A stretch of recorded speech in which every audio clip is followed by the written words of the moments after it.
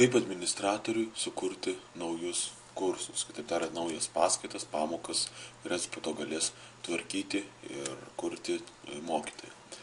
Svetainės administravimas, kursai, pridėti, redaguoti kursus. Pirmiausia, mes matom kategoriją. Standartiškai yra sukurta kategorija įvairūs, bet galima pagal situaciją sukurti kategoriją. Tai galim prieš tai sukurti naują kategoriją kursam. Privalomieji dalykai, kad ir.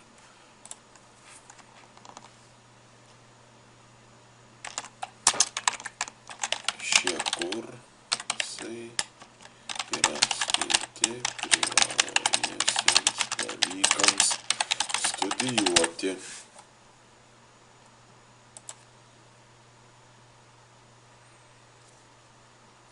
Tokiu atveju šioje kategorijoje mes kursim naujas paskaitas arba galim pasirinkti sąrašai įvairūs ir kurti standartiškai.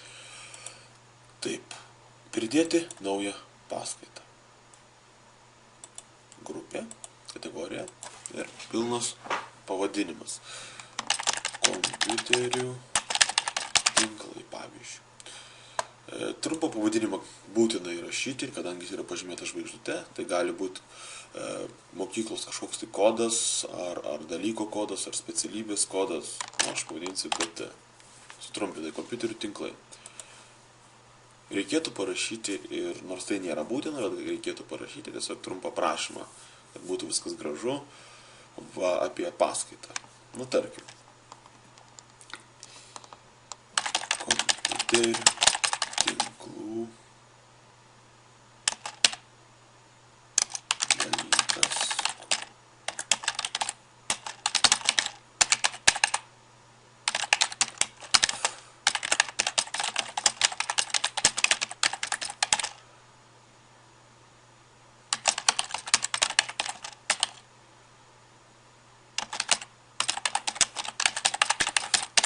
Taip. Galima pasirinkti, kaip šitas modulis bus dėstomas. Ties formatas yra savaitinis formatas arba temos formatas. Temos formatas tai būtų atsiskaitimai ir pačios medžiagos bus formuojamos ir dedamos į Moodle pagal temas, o savaitės būtent pagal savaičių skaičių. Nusistatom savaičių skaičių ir kiekvieną savaitę kokią medžiagą studentui reikia išmokti, tą mes ir įdedam. Dažniausiai naudojamas savaitinis formatas. Čia nurodom, kada bus pradžia. Tarkim, pradžia naujo semestro galėtų būti, tarkim, vasario 4-2013 metų.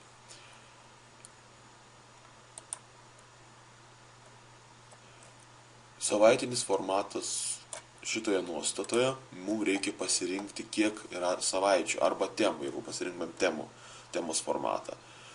Tarkim, semestras trunka 10 savaičių, 15 ar visus metus 52 savaitės.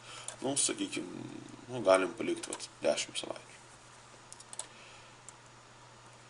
Ar svečiai, tai yra vartotojai, kurie neturi jokių teisių, nėra prisiregistravę, gali patekti ir matyti ar ne.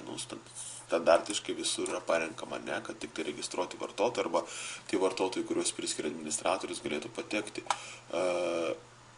Kitas variantas yra leisti patekti svečiams, žinant slaptažodį.